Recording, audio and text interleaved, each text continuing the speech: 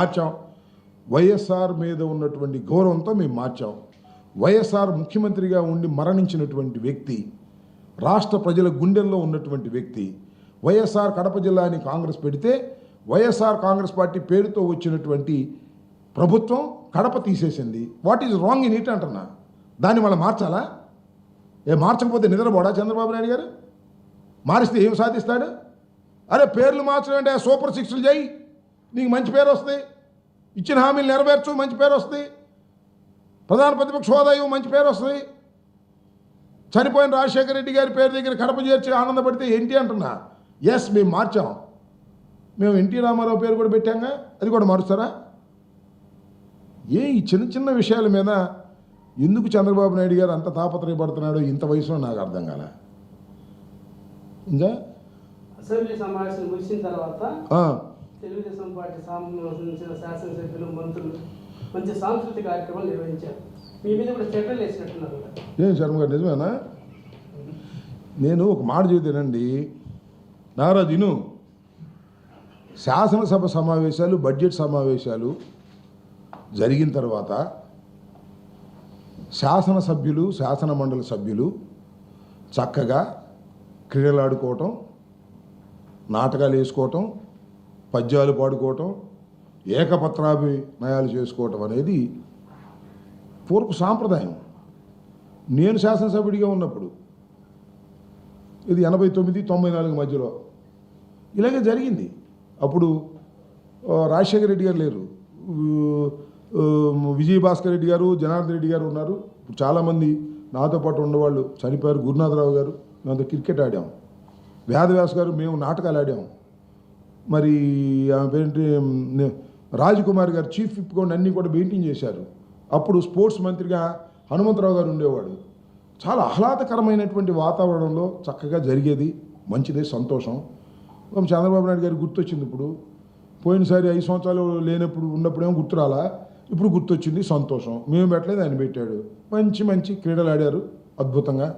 మంచి మంచి నాటకాలు ఆడారు, నేను చూశాను. మంచి స్కిట్స్ వేశారు, చక్కగా వ్యంగ్యాలు వేశారు.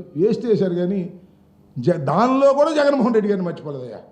వాళ్ళ దుంపదగా ఆ స్కిట్స్లో కూడా జగన్మోహన్ రెడ్డి గారిని క్రిటిసైజ్ చేసేటువంటి స్కిట్స్ వేసుకుని బాగా ఆనందం పొందారు. మంచిదే, చాలా సంతోషం. ఏదో కాస్త ఆనందం పొందేటప్పుడు మళ్ళీ రాజకీయం ఎందుకయ్యా నాకు అర్థం కాదు. ఏమండి చంద్రబాబు నాయుడు గారు? చంద్రబాబు నాయుడు గారు వికేఖగా నవ్వుతున్నాడు.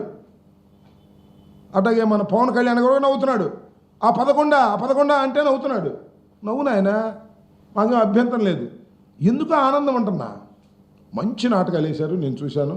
ఆయన ఎవరో వినుకుండా ఆయన మంజలు ఆయనే ఎమ్మెల్యేల బాధల గురించి చెప్తుంటే నాకు కూడా నిజమే అనిపించింది. త్రిపులార్ గారు వేశాడయ్యా ఎన్టీ రామారావు వేషం, ఆ గదపించుకుని అద్భుతంగా ఉంది. డైలాగులు సంతోషం.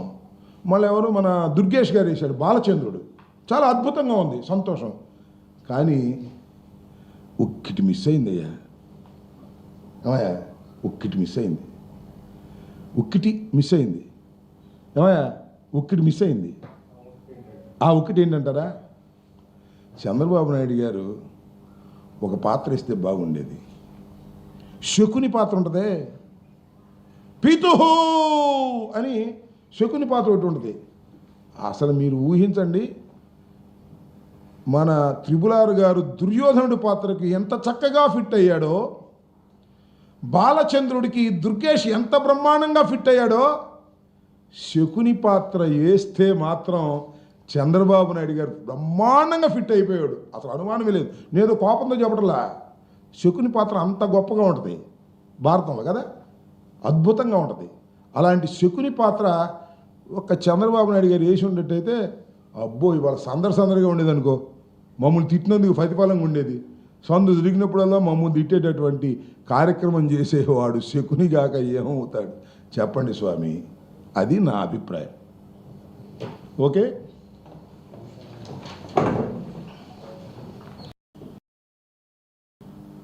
రెండు 2025వ సంవత్సరం బడ్జెట్ సమావేశాలు 16 రోజుల పాటు జరిగాయి. శాసనసభలో ప్రతిపక్షం లేని సమావేశాలు, చాలా చప్పగా జరిగినటువంటి సమావేశాలు. ఎవ్వరు టీవీల్లో కూడా ఈ సమావేశాన్ని చూడాలని ఆసక్తి చూపనటువంటి సమావేశాలు. వైఎస్ఆర్ కాంగ్రెస్ పార్టీ శాసనసభ్యులు ప్రధాన ప్రతిపక్షం హోదాని ఇవ్వనందుకు వెళ్ళమని చెప్పిన తర్వాత, పాల్గొమని చెప్పిన తర్వాత వారు ఈ శాసనసభ సమావేశాలు చాలా అడ్డగోలుగా, పరస్పరం డబ్బా కొట్టుకునే విధంగాను, కూటమిలో ఒకరినొకరు పొగుడుకునే కార్యక్రమాలు తప్ప రెండేది లేదు. శాసనసభకు ప్రతిపక్షం వస్తే మేము సరిగ్గా సమాధానాలు చెప్పలేము, చర్చలో పాల్గొలేము అనేటువంటి భయంతో ప్రధాన ప్రతిపక్షం రాకోకుండా, ప్రధాన ప్రతిపక్ష హోదా ఇవ్వకపోతే రాకోకుండా పోతారనేటువంటి ఉద్దేశంతో వ్యవహరించినటువంటి సందర్భాలు ఉన్నాయి.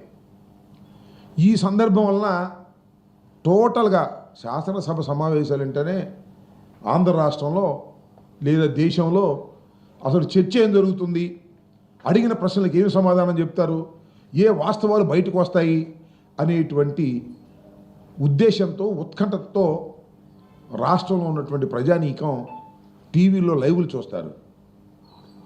అసలు ఒక లైవ్ని చూసినటువంటి సందర్భమే ఈ శాసనసభకు లేకపోవటం చాలా దురదృష్టకరం. దానికి ప్రధానమైనటువంటి కారణం ప్రతిపక్షం లేకపోవటం, ప్రతిపక్షాన్ని గుర్తించకపోవటం అని ఈ సందర్భంగా నేను చెప్పదలుచుకున్నాను. ఒకటే ఒంటెద్దు పోకడలాగా పోతూ వచ్చారు. వారిని వాడు పొగుడుకోవటం, కూటమిలో ఒకరినొకరు పూడుకునేటటువంటి కార్యక్రమాలు చేయటం తప్ప మరొకటి ఏమీ కనిపించలేదు. ఇక ఇది ఇలా ఉంటే ఒకసారి కాస్త ఆ కౌన్సిల్ వైపు చూస్తే నాకు తెలిసి కౌన్సిల్ని పెద్దగా ఎవరు కూడా పట్టించుకోరు. శాసనసభ జరుగుతున్నప్పుడు కానీ అందరూ గమనించేటటువంటి ప్రయత్నం చేశారు. దీనికి ప్రధానమైన కారణం ఏమిటంటే కౌన్సిల్లో ప్రధాన ప్రతిపక్షం బ్రహ్మాండంగా యాక్ట్ చేసింది. వారు ఏదైతే తప్పులు చేస్తున్నారో ఆ తప్పులన్నింటినీ కూడా ఎత్తి చూపించేటటువంటి కార్యక్రమం శాసన మండలిలో చేయటం జరిగిందని మనవి చేస్తున్నాం. ఒకటి కాదు, రెండు కాదు, అనేక ప్రశ్నలకు శాసనసభలోనూ శాసన మండలిలోనూ అడిగినటువంటి ప్రశ్నలకు వారు సమాధానాలు చెప్పడం ద్వారా కొన్ని విషయాలు చాలా బహిర్గతమయ్యాయి. మీరు చూశారు కదా, అసలు తెలుగుదేశం కూటమి అధికారంలోకి వచ్చిన దగ్గర నుంచి జగన్మోహన్ రెడ్డి గారి మీద, వైఎస్ఆర్ కాంగ్రెస్ పార్టీ మీద బురద జల్లే కార్యక్రమం, అప్రతిష్ట పాలు చేసే కార్యక్రమం చేస్తూ ఉన్నారు. చాలా చిత్రం ఏంటంటే అప్పుల విషయంలో మాత్రం చాలా బ్రహ్మాండంగా ఈ శాసనసభ సమావేశాల్లో దొరికిపోయారు. చంద్రబాబు నాయుడు గారు అధికారంలోకి రాగానే ఏమన్నాడంటే జూలై 10వ తారీఖున ముఖ్యమంత్రి గారు ఒక రివ్యూ చేశాడు. రివ్యూ చేసినప్పుడు 14 లక్షల కోట్ల అప్పులు ఉన్నాయి ఈ రాష్ట్రంలో అని లీకులు ఇచ్చాడు. వారికి ఉన్నటువంటి ఎల్లో మీడియా